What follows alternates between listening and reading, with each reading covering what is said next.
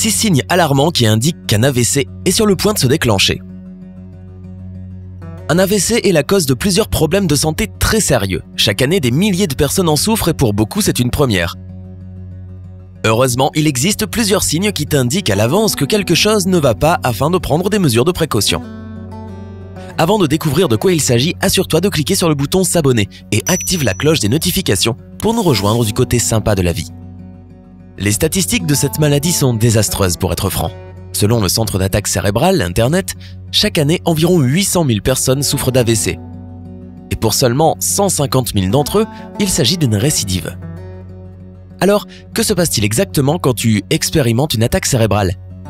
La manière la plus claire de le décrire serait de parler de crise cardiaque du cerveau. Une attaque cérébrale se produit lorsque certaines parties du cerveau s'éteignent d'une certaine manière. Par conséquent, le corps ne peut plus fonctionner normalement et a besoin d'une aide médicale urgente pour revenir à un état normal. Ce qui est le plus alarmant, c'est que les symptômes se développent très facilement. Mais même en sachant cela, cela peut prendre des heures, voire des jours pour remarquer que quelque chose ne va pas. Cependant, il existe quelques drapeaux rouges que tu ne devrais jamais ignorer, peu importe à quel point ils te semblent mineurs à ce moment-là. Commençons par numéro 1, une tension artérielle élevée. Une tension artérielle trop élevée n'est jamais une bonne chose. Cela peut provoquer toute une série de problèmes, dont un AVC, car cela endommage les nerfs de ton cerveau et affaiblit les vaisseaux sanguins. À part cela, selon la clinique Mayo, la tension artérielle élevée peut déboucher sur un caillot sanguin. Et si ces caillots s'avancent vers le cerveau, cela peut déclencher une ischémie cérébrale transitoire. Souvent appelé mini-AVC, ce genre d'attaque est une alarme de ton système, t'indiquant que tu as des chances élevées de souffrir d'un AVC d'ici peu de temps. Donc, assure-toi de garder une pression artérielle au minimum pour réduire les risques. Numéro 2, des problèmes de vision. Les AVC peuvent également affecter ta vision. Cela peut dédoubler ta vue ou la flouter, voire l'endommager. Une étude menée par le Royaume-Uni a également confirmé ceci. Environ 1300 patients d'AVC se sont rappelés avoir eu des problèmes de vision avant l'attaque. Donc, dès que tu remarques que ta vision change soudainement, contacte ton docteur aussitôt que possible. Bien sûr, cela pourrait être bénin, mais il y a toujours une possibilité que ta réaction rapide prévienne des conséquences plus sérieuses. Numéro 3, engourdissement d'un côté du corps. Tu as probablement déjà entendu dire que l'engourdissement ou une faiblesse au niveau du visage, d'un bras ou d'une jambe d'un côté du corps est un signe commun indiquant l'arrivée d'un AVC. Dans certains cas, tu peux aussi t'attendre à une paralysie de l'autre côté de celui où a lieu l'AVC dans ton cerveau. Heureusement, il est plutôt difficile de ne pas remarquer ce drapeau rouge. Cela te permettra de te faire aider juste à temps pour prévenir tout dommage irréversible. Numéro 4, étourdissement ou fatigue sans raison. Une étude menée par l'école de santé publique de l'Université du Michigan a montré que les vertiges et les étourdissements étaient l'un des facteurs les plus fréquents parmi les patients qui ont eu un AVC. Cet état de confusion est très certainement le résultat du côté affecté du cerveau. Donc encore une fois, ne te dis surtout pas que cela va passer avec le temps. Appelle un docteur et découvre de quoi il s'agit.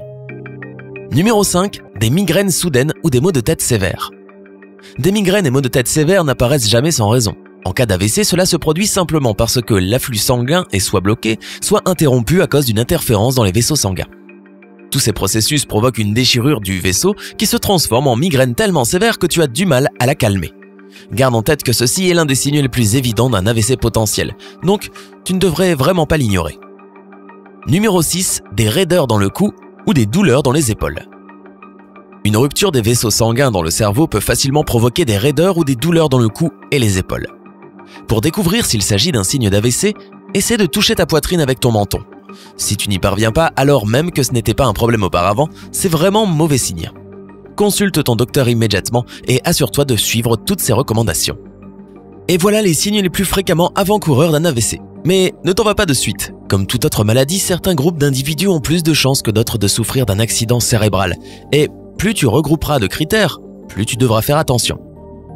Selon le Centre national d'information de biotechnologie, tu as plus de chances de souffrir d'un AVC si... Encore une fois, si tu as une tension artérielle trop élevée, 140-90 mmHg ou plus. Tu es un homme d'un certain âge. Les femmes et les plus jeunes ont moins de chances de souffrir d'AVC. Tu fumes. Fumer peut affecter la quantité d'oxygène qui arrive à ton cerveau. Cela peut provoquer des dégâts importants sur tes vaisseaux sanguins et faire augmenter ta tension artérielle. Une autre bonne raison de ne plus fumer. Tu as du diabète. Pour faire court, cette condition est provoquée par une déficience de l'hormone insuline qui régule le taux de sucre dans ton sang. Là où il n'y a pas assez d'insuline dans ton système, le sang ne peut pas atteindre les parties de ton corps où l'énergie est nécessaire, comme ton cerveau. Tu as une maladie cardiaque. Les maladies cardiaques peuvent provoquer des caillots sanguins. Tu sais déjà qu'une interruption de l'afflux sanguin peut déclencher un AVC. Les autres facteurs de risque incluent l'alcool et l'abus de drogue, l'obésité, les régimes peu équilibrés, la dépression, l'anxiété et un style de vie sédentaire. Tous ces critères ciblent certains processus dans ton corps qui peuvent déboucher sur un AVC d'une manière ou d'une autre. Donc fais attention à ton alimentation, fais du sport régulièrement et prends soin de ta santé mentale en réduisant le stress. Mais que faire si tu as un AVC? Si cela se produit et que personne n'est là pour t'aider, appelle le 15 ou le 18. N'essaie pas d'aller à l'hôpital seul.